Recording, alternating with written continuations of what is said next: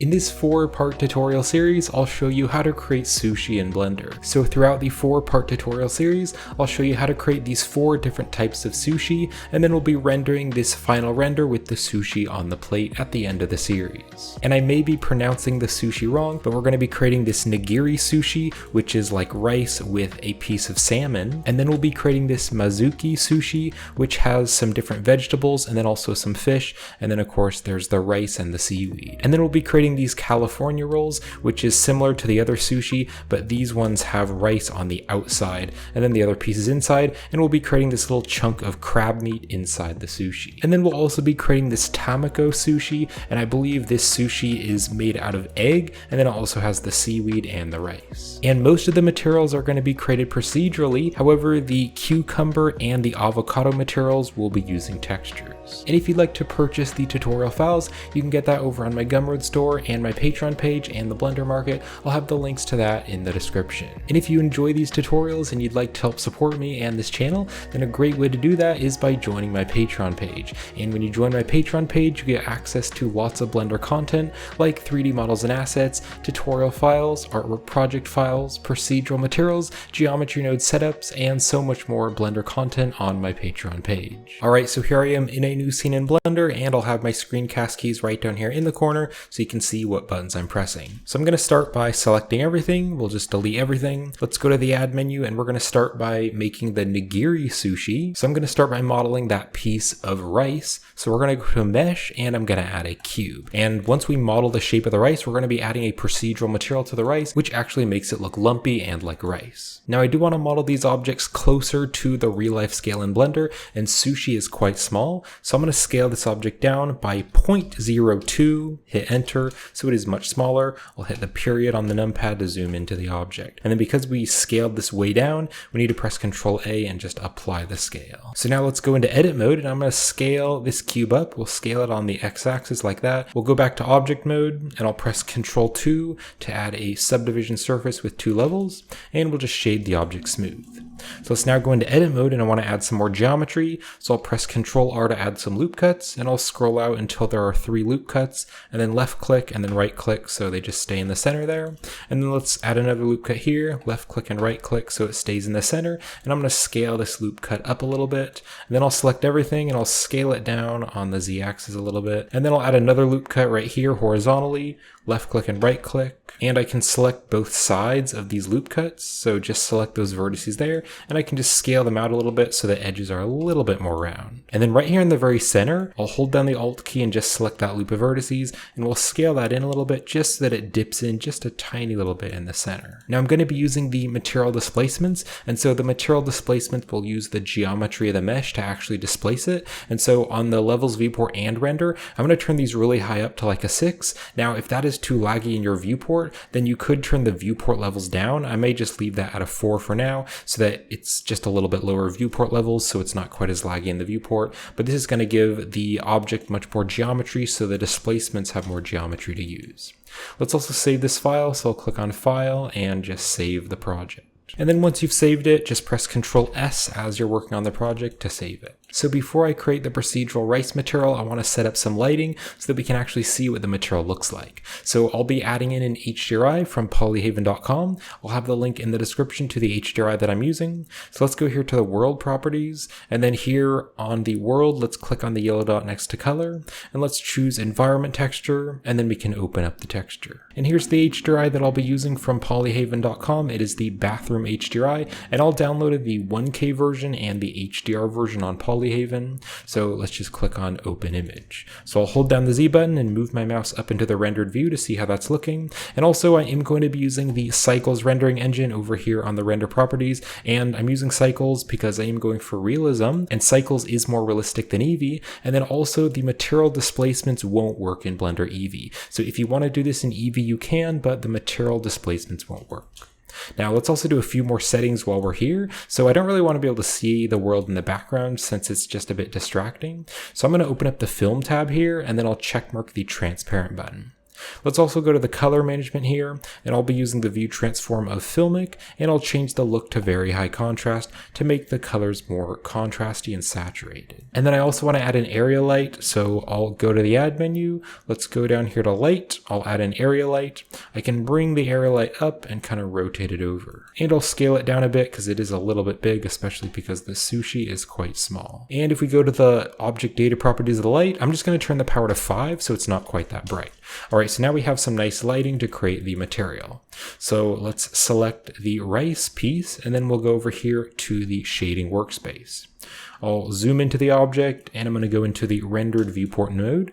Let's click on new here to add a new material, and I can just call this rice. And then also, if you don't have the node wrangler enabled, then let's enable the node wrangler. So you can click on edit, and you can go to the preferences, and then in Blender's user preferences over on add-ons, you can go to the search and you can start to type in node, and you can check mark the node wrangler add-on. So the add-on is built into Blender, and I'll show you how to use it in the video. So we can now close the user preferences. So to start off, I'm going to go to the add menu, and I'm going to search for a noise texture. Let's place it here, and then to use the feature of the node wrangler, you can hold down the Control and Shift key and select different nodes, and that'll preview the node on the object.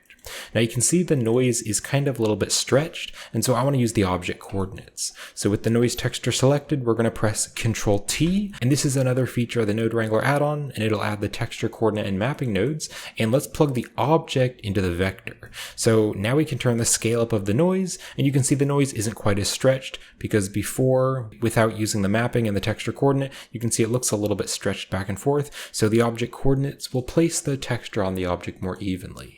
So let's change some of the settings. So I'm going to turn the scale to like a 300 so it's smaller. Let's also turn the detail up to the max of 15 so it's very detailed. So I now want to put the noise texture into the normal to give it some bump. So let's drag the factor, and then we're just going to let go right here, and we're going to search for bump.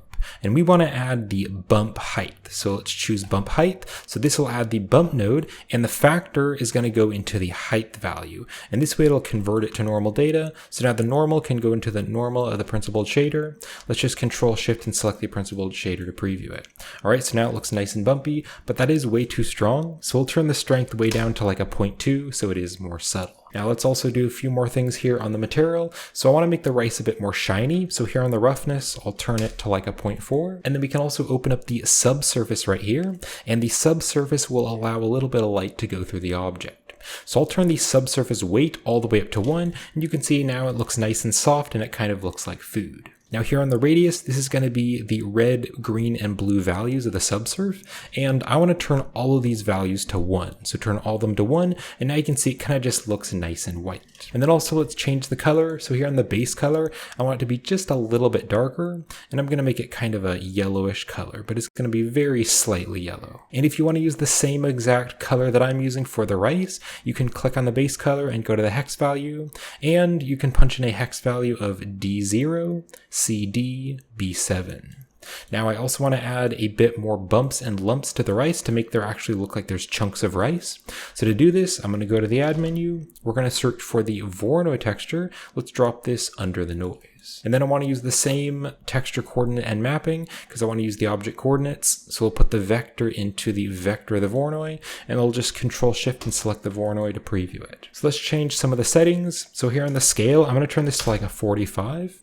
And then it's a little bit sharp on the edges. It might be a little bit hard to see, but there are kind of some white spots there, and it's kind of sharper on some spots. So let's click on the F1, and I'm going to change it to smooth F1. Now you can see that those little blobs of color are much more smooth. Now let's also turn the detail up. I'm going to turn the detail just up to 2, so it's just a little bit more detailed.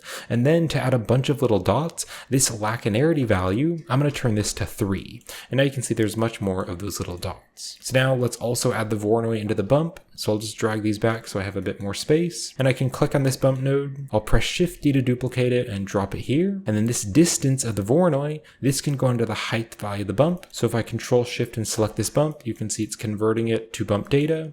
So now this bump normal can go into the normal of this bump. And this way we are mixing multiple bump maps together. So I can Control Shift and select the principled shader, and it is a little bit subtle. You could turn the bump up if you wanted to, but you can see now it looks like there are little chunks of rice. However, I'm going to leave the strength at 0.2. Now to really make this look more like rice, we're going to be putting some values into the displacement, which will actually displace the mesh and make it look more lumpy. So what we're going to do is we're going to take the Voronoi distance and we're going to put that into the displacement. So let's click and drag on the displacement, and then we're just going to let go right here, and we're going to start to search for displacement. Let's add this displacement height and drop it here. So now this displacement is going into the height value of the displacement node, so that way it'll convert the Voronoi texture data into displacement data. And then the displacement can go into the displacement of the material output. Now you can see something is wrong. There's like some little black areas, and it isn't actually popping out of the mesh. That's because we need to open up the side panel and we need to go here to the material properties. Let's scroll all the way down, and then here under the settings on the displacement, we want to change the bump type to displacement and bump. And this is telling the material that it can use the displacements. Now it's way too strong, so let's make it much smaller. So you can drag the scale value down to make it less strong. And I'm going to go with a value of 0.006. So just 0.006, and now you can see that it's just a little bit bumpy. All right, so let's go back here to the layout, and I'll press Ctrl S to save this. Let's go back into the solid view, and I'm now going to be modeling the piece of salmon, which is on the top. So let's go to the add menu, let's go down here to mesh, and I'm just going to add a plane. And then this plane is really big, so we're just going to scale the plane way down just to fit the mesh. Let's bring the plane up here, and then I'll press Ctrl A and we'll just apply the scale. So now go into edit mode, and I'll scale this piece down here. This is going to be the piece of salmon, which is on the top of the rice. We'll also scale it out on the x-axis like that. And then let's press Ctrl R to add a loop cut, and I'll scroll out until there are 2, and I can left click and right click so they stay where they are. And then I can also scale them out a little bit on the x-axis. Maybe bring everything in a little bit. And I can press Ctrl R to add another loop cut, and let's scroll our mouse wheel until it is kind of even, so that there are about even squares. And I can left click and right click so that stays in the center. Let's hold down the Alt key, and we're going to hold down the Alt key and the Shift key, and then just hold down the Shift key. And we're just going to select all of those outer vertices, and we'll bring the vertices down on the Z-axis like that. Let's select everything and bring everything up a bit. And then to give it some thickness, I can hit E to extrude. We'll bring it down on the Z-axis like that. And then I need to select everything and press Shift N to recalculate the normals. And let's just scale the whole thing up just a little bit. We can go back to object mode, and then I'll press Ctrl 2 to add a subdivision surface modifier with 2 levels. And then we're just going to shade the object smooth with the object context menu. Now I want there to be kind of like a tip or a point here. So let's click here to go to the face select. And I'm going to select this face, and we'll scale the face up a little bit and bring it out. And then I can hit E to extrude. We're going to scale the whole thing down, kind of bring that in a little bit, and we'll just kind of bring it down here. Let's also click here for the edge select, and I can just select some of these edges, and I can kind of bring the edges out. Now, because this object is really small, if I start to zoom in, you can see our view is going through the mesh. So if I hit the 5 on the numpad, that's going to go to the orthographic view, and then I can zoom in really close, and it's not going to clip the mesh. So now I'm just going to kind of move these around and just kind of make a little piece here. So let's maybe bring this down, rotate that down a little bit, maybe bring these down a little bit to make that piece of salmon just a little bit thicker. And then also I want to select these points here. So just select those edges and we can bring them in a little bit. And then this edge here, maybe bring that out a little bit. So there's just a little bit of a random shape. Let's also select these pieces here. So select that edge, kind of bring that out a little bit. And this might actually be easier to do in the vertex select. So we'll select the vertex select, and then we can kind of move these around. And I'm also going to click on this button here to turn on the proportional editing. So now if I select a mesh and move it around, you can see using the proportional editing, the geometry will move with it. I'm going to scroll my mouse wheel down so the proportional editing is smaller. And now I can kind of shape this a little bit better and just kind of rotate some of the pieces, and we're just going to kind of smooth it out. So let's maybe bring this in and bring this part out, and maybe this part here, bring that up a little bit. Let's also hold down the Z button and go up into the rendered view to see how that's looking. And you can see because it has displacement, the rice is kind of popping out and it's popping through the other piece.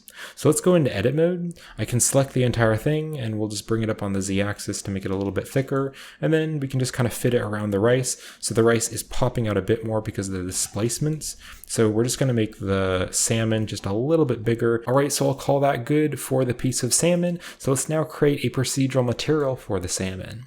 So I'll go here to the shading workspace. I'm going to hold down the Z button, go up into the rendered view.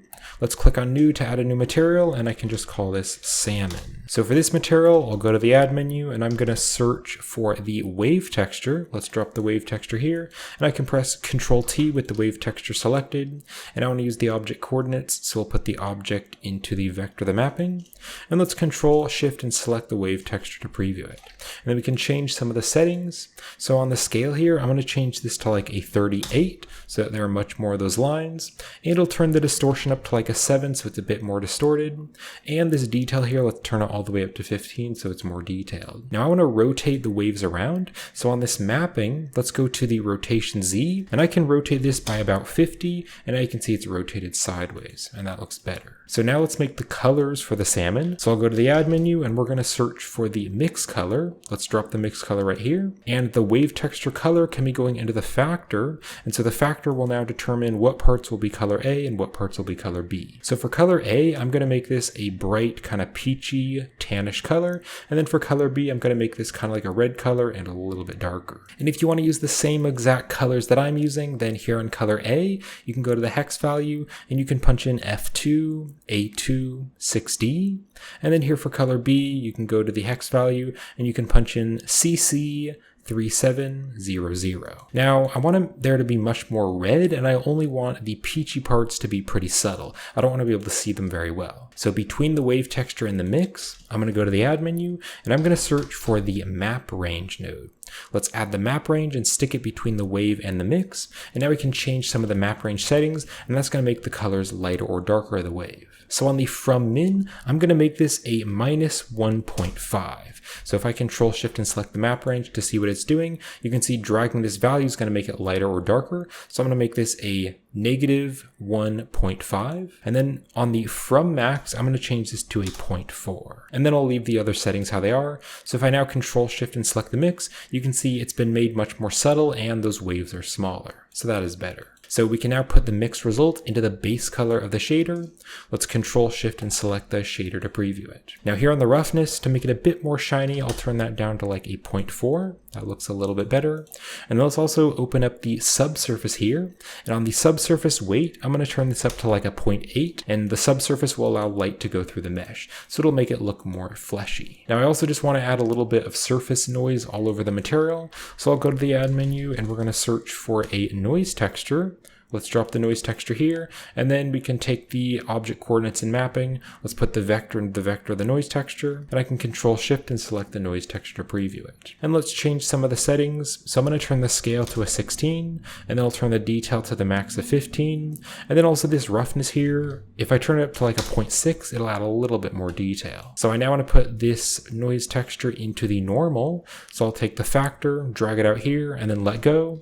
And I can search for bump, and we'll choose the bump height. And again, this is going to convert the noise texture into bump data that the shader can use. So the normal can go into the normal, and I can Control Shift and select the principled shader. And you can see now the salmon looks really bumpy, but it is way too strong, and I want to make it very subtle. So I'm going to turn the bump to a 0.05. So now we just have a tiny little bit of surface bump. Now I also want to put this wave texture into the displacement so that the salmon actually bumps up and down. So let's take the wave texture color, we'll drag this out here and then let go, and we can search for the displacement height. We'll add the displacement height and stick this down here. So this will convert it to displacement data. So now the displacement can go into the displacement of the material output. Now it does look more bumpy, but the displacement still isn't working. And that's because we need to go over here to the side panel, and we need to go here to the material settings, and let's scroll all the way down. And on the displacement, instead of it being bump only, we want to change it to displacement and bump. And so this is telling the material to use the displacement. Now it is way too strong right now, so let's make it much less strong. So on the scale here, I'm going to turn this way down to a 0.001. So now it is much less subtle. If I kind of zoom in there, you can see now the sushi or the salmon pieces just look slightly bumpy. Now I want to be able to control that shape a little bit better. So to change the shape of the wave, I can go to the add menu, and I'm going to search for the RGB curves, and we'll put the RGB curves in between the wave and the displacement. So just stick it right there.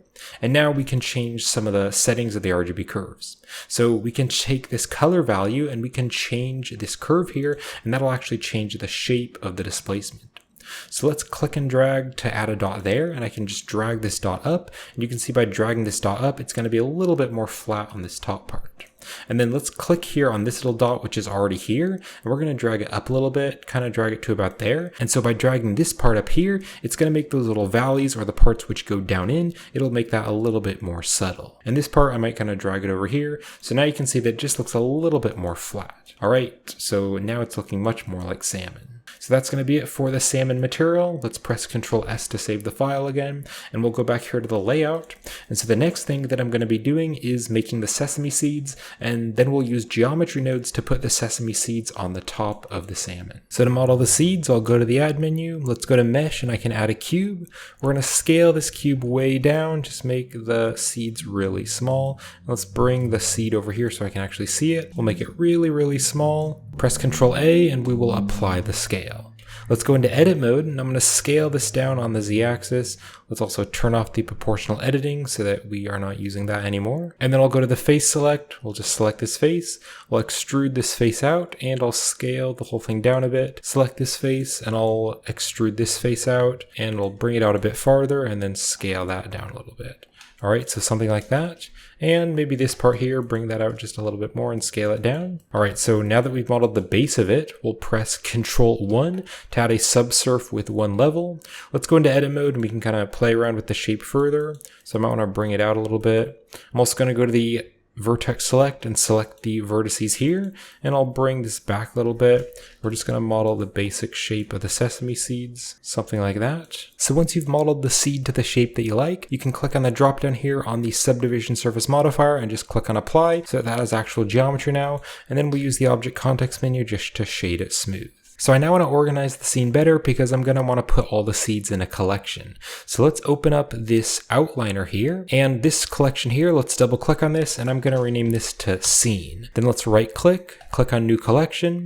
Let's open up the scene, and you can see it is right in here. So I'm going to click and drag this collection and drop it right out here, and then double click on this one, and I'm going to rename this to sesame seeds. Then we'll right click and we'll click on new collection again, and we're going to drag this new collection out here so it is just in the scene collection. We'll double click on this one, and we'll rename this one to the nigiri sushi.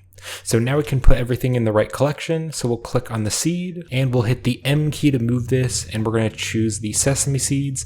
Then we will click on these two objects here, and we'll hit M to move, and we're going to choose the nigiri sushi. And then if I click on the light right here, click on the M key, and we'll make sure it is in the scene. So now we have the scene here with the lights, the sesame seeds, and the nigiri sushi. All right, so let's zoom into the seed, and I'm going to select the seed.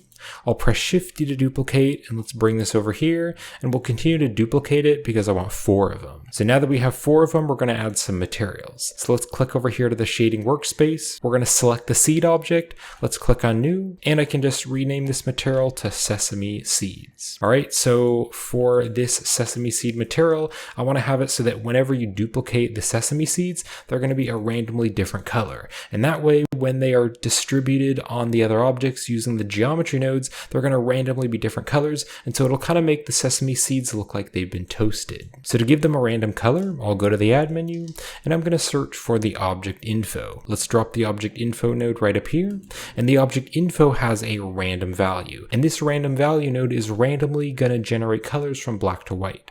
So we'll put the random into the base color, but then what I want to do to make the custom colors is go to the add menu, and I'm going to search for a color ramp, and we'll just drop this right here between the object info and the principled shader. We can now make the different colors. So for the black color, I want to make this kind of like a classic sesame seed color, so kind of like a light yellow color. And this color here, this is going to be a similar color, so kind of like an orangey yellowish color, but it's going to be a bit darker. And if you want to use the same exact colors that I'm using for this lighter color, you can go to the hex value, and you can punch in C19446. And then for this color here, if you go to the hex value, you can punch in 815B21. All right, so that is going to be it for the sesame seed material. So then let's select the other seeds here. We're going to choose the sesame seeds for all of these other ones. And you can see that as I'm adding them, you can see each one is going to be a slightly random different color. Now for this last one here, I want to make this look like it's an extra toasted sesame seed. So we'll click on this one here. We're going to click on this button here to duplicate the material. And now it's sesame seeds 001, but let's rename this to toasted. So sesame seeds toasted. And for this one, I'm going to delete the object info and then also delete the color ramp. And for this color here, I'm going to make it a brown color so it looks like it is toasted. And if you want to use the same color that I'm using for the toasted sesame seed color, you can go to the hex value and you can punch in 41-2E11. So now we have all the random sesame seeds. All right, so let's now go back over here to the layout and I'll press Ctrl S to save. And now what we're going to do is select the salmon and we're going to add geometry nodes to the salmon. So let's click over here on the geometry nodes workspace. And if you don't have the geometry nodes workspace, you can click on the plus here and go to general and choose geometry nodes. So I'll go to geometry nodes. So in my geometry node editor, I've set it up so I have the 3D viewport right over here. And I'll go into the rendered mode and I'll just zoom in to the salmon. And then I have the geometry node editor right over here. So let's click on new to add new geometry nodes, and I'll rename this and I'll rename it to seeds on salmon. So to add the seeds on the salmon, I want to add 2 nodes. So we'll go to the add menu and we're going to search for the distribute points on faces. Let's drop this right here between the input and the output. Let's also go to the add menu and we're going to search for the instance on points. We'll drop this node after the distribute points on faces. Now you can see the salmon has disappeared. That's because we need to go to the add menu and we need to search for the join geometry. And we'll put this at the very end of the setup. And we want to take the original geometry and we want to mix that with the instance on points. So now we are adding back up the original geometry with the join geometry. So now we need to add the collection of objects into the geometry nodes. So we'll go to the add menu and we're going to search for the collection info. Add the collection info node, drop it here. And if you click here on the collections, we want to choose the sesame seeds. You can see right here, if you open up the sesame seeds, we have the 4 sesame seeds object in the outliner. So just select the salmon again. And now this object info, the instance can go into the instance on points. Now you can see it appears as though it's not doing anything. Let's turn the density value way up on the distribute points on faces. And you can see now they're kind of floating around. They're kind of up here and there's 4 of them together. And that is because right now it is adding them as a collection altogether, but I want it to add them as individual objects. So we're going to choose the separate children, also the reset children, and then we're also going to click on the pick instance button. So now if I turn the density way up, you can see it's just randomly adding all of them and it's adding them to the faces of the salmon. Now here on the distribute points on faces, I want to click on the random here and I want to choose Poisson disk instead. And this will give us some more settings. Now the distance min, this will allow us to add a minimum distance value so that the seeds aren't overlapping each other. So on the distance min, I'm going to turn this to a very small number of 0.0015. And then on this density max, I'm going to turn this up really big. So I'll turn this up to like a 70,000, so 7 and then 4 zeros. Now I believe these seeds are just a little bit too big, so if I box select all the seeds, I can scale them down just a little bit and then I'll press Ctrl A and apply the scale. So when you apply the scale, they're actually going to become a bit smaller. Now I want these seeds to have a random rotation, so we'll go to the add menu and we're going to search for the random value node. We'll drop this down here, and instead of having random values for the X, Y, and Z axis for the rotation, I want it to just control the Z rotation. So let's click on the float here and we're going to change it to vector instead, and this is going to give us an X, a Y, and a Z value. Now on the maximum X, Y, and Z, we're going to turn all these to 0 for now. And then let's take the random value and we're going to put this into the rotation of the instance on points, because this rotation value is going to control the rotation of the instances. So now here on this max, we can turn up the Z and you can see that they're all going to be randomly rotated around. Now you can see as I turn up more and more, it's just going to randomly be rotated. So to make sure it is rotating all the way around randomly, we can click here on this max Z value and we can type in TAU, so type in tau. And this is going to create the value which will make sure it is randomly rotated all the way around by 360 degrees. Now there is a problem, and that is that you can see on the edges here, the seeds aren't rotating with the mesh, because if you were to like sprinkle sesame seeds on the object, the sesame seeds would rotate around and be laying down flat on the surface. So what we want to do is we want to use the normal of the faces. So to mix the normal with the random value rotation, let's box select these nodes and drag them back so we have a bit more space. So I'll go to the add menu and I'm going to search for the rotate Euler node. So we're going to add the rotate Euler node. And let's put the rotate Euler right here after the random value. So now we can take the normal of the distribute points on faces. This is going to give us the normal of the face data. So we'll put the normal into the rotation.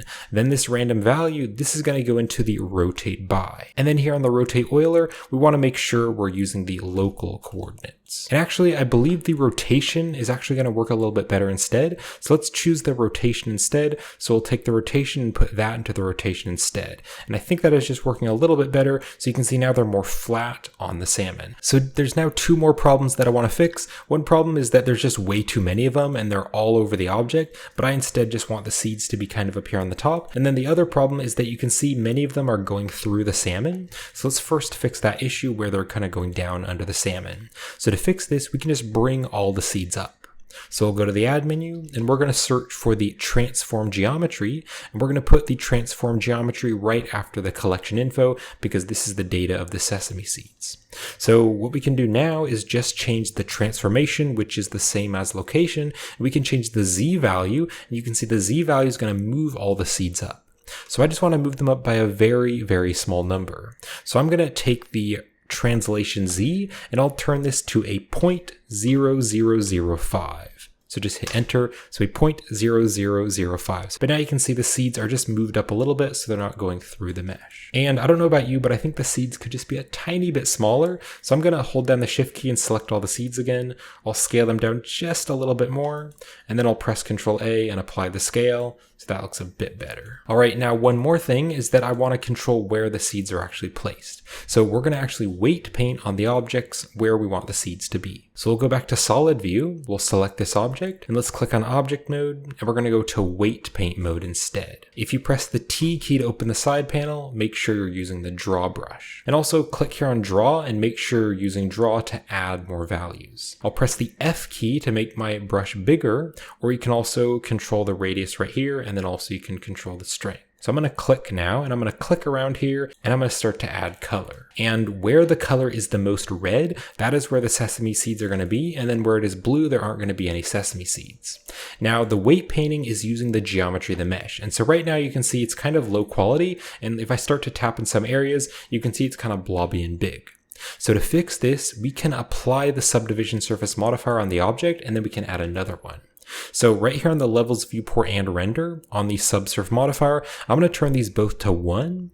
And then if I click on the drop down, I can just click on apply. So if I go now into the wireframe view, you can see now they have more geometry. So I can now click on add modifier, and I can go to the search, and I can search for the subdivision surface modifier again. And this subdivision surface, we want to put it before the geometry nodes. So let's click here on these dots here, and I can drag up and then let go, and that'll add more geometry. But we applied that other one, so now we have more detail. So now if I click and tap here, you can see it just has a bit more detail because we applied that first subsurf modifier. So again, it's using the geometry of the mesh to add the different colors there of the weight painting. So let's now hold down the Z button and go back to solid view. So I just want to paint around this side, and I want to paint it pretty red right over here, and then just a little bit right over here, but not quite as much. All right, so something like that. Now you can see it's not actually affecting where the seeds are, and that is because we need to go back here to the geometry nodes and make sure you click on the geometry nodes modifier so you can actually see the geometry nodes. So what we want to do now is take the density factor, and we're going to put that into this group input right here. So now that it's plugged into the group input, we can open up the side panel, and you can see there is a density factor now which will control the density. But instead of it being one value, I want it to actually be controlled by the weight paint. So we're going to click on this button here, the input attribute toggle, and now we can click on this drop down here, and we're going to choose the point group float. So just choose the point group, and this is going to be that weight painting. So now you can see if you paint, you can see wherever the painting is, that's where the seeds are going to show up. So now what I can do, if you add too much color, is you can click here on the draw, click on this brush, and you can change it to subtract instead. And then let me just make the radius a little bit bigger, and I'll turn the strength down a bit. So I can now just tap along here, and let me just make the strength even smaller. And I can now just click and just tap around here, and we can kind of get rid of some of the color if there's spots with too many. And really just something like that is what I want, maybe just a little bit less. So now we can click on weight paint. We'll go back to object mode. I can hold down the Z button and move my mouse up into the rendered view just to see how that's looking. And then if you want to further control how many seeds there are, you can use the distribute points on faces. So you can choose this density max, and you can see if you turn the density max up bigger, there's going to be more seeds. I actually like how we had it, so I'm going to leave this at a 70,000. All right, so I'm going to go back here to the layout. Let's go into the rendered mode just to see how this is looking. And I'm going to press Ctrl S to save the project. And this will finish it up for part 1 of the sushi tutorial series. So I hope you're enjoying the tutorial series, and thank you for watching. And if you'd like to purchase the finished project files of this tutorial, you can get that over on my Gumroad store and my Patreon page. And that's a great way to help support this channel. And also joining my Patreon page is a great way to help support the channel monthly. And when you join one of my Patreon memberships, then you'll get access to tons of Blender content like procedural materials and 3D models and assets, geometry node setups, and the project files and artwork files, and much more Blender content. So when part 2 is released, I'll have it right up there on the end screen, and I'll also put the link in the video description. So thank you for watching, and I'll see you in part 2.